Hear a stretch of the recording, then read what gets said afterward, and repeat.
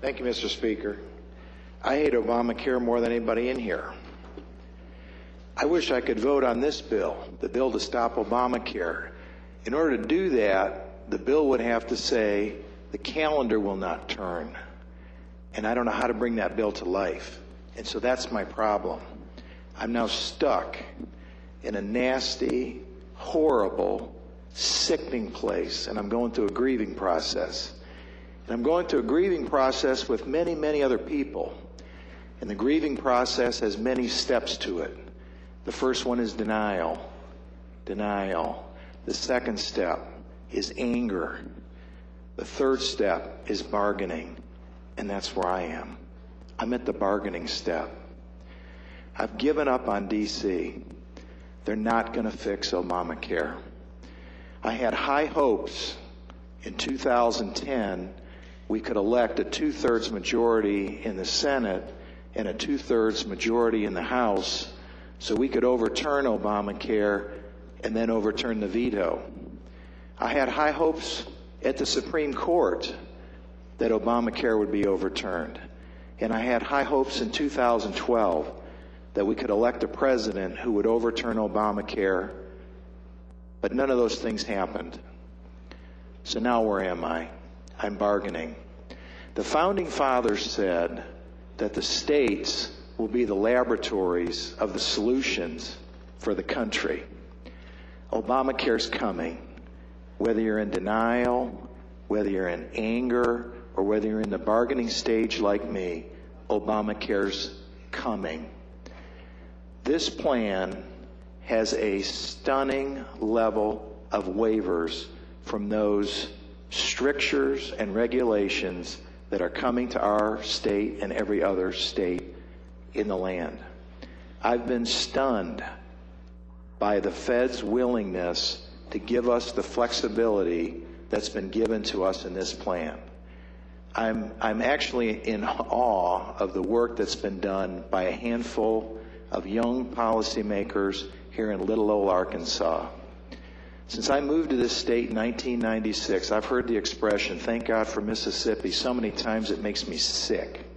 Because I'm tired of being 49th. Absolutely tired of it. I'm done with "Thank God for Mississippi."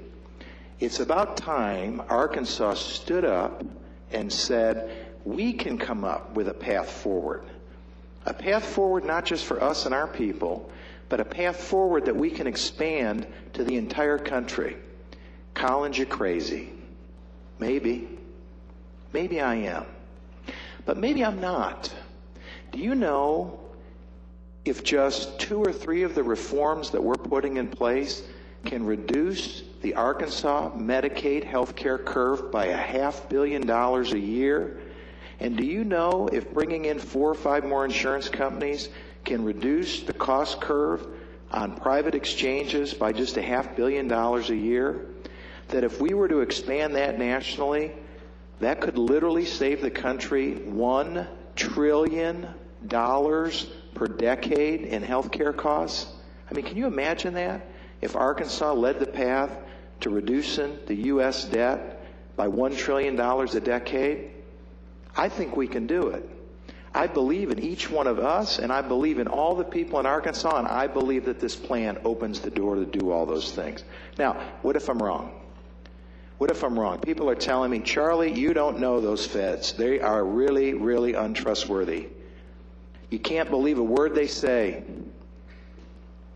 I understand that. So let's go. What happens? What happens if they lied to us on everything or anything? If they lie, we fall right back into Obamacare do nothing. We get the Obamacare do nothing plan if they lied. So the risk of the feds lying to me is mitigated by the fact that our only alternative is what we get if in fact they do lie, because the bill is very, very tightly written to make sure that's what happens. I want to cover one other thing, and that's this notion of incentives to work. One of the things that I and many of my fellow right-wing friends cannot stand about the broken Medicaid program today is the fact that if you're on it, you'll never get a job. That's what we think. Because if you do get a job making a relatively low amount of money, you then have to give up a tremendous benefit. And people are smart. Our Kansans are smart. And why would somebody go get a low-paying job when you sacrifice more than that in benefits for you or your family or others? It's a disincentive. The beauty of private exchanges and a subsidy approach, which is what we're doing here, is like the difference between a light switch and a rheostat. If you're in a room with a light switch, you either have one choice or the other. Either the light is on or the light is off. But if you're in a room with a rheostat, you can adjust the amount of light if you're forced to for some reason. We do that here every session. And we all have the political courage to do it every session. We just did it a couple weeks ago. We have a scholarship lottery in Arkansas, and we've been disappointed that it hasn't raised as much money as we wish it did or as we hoped it did.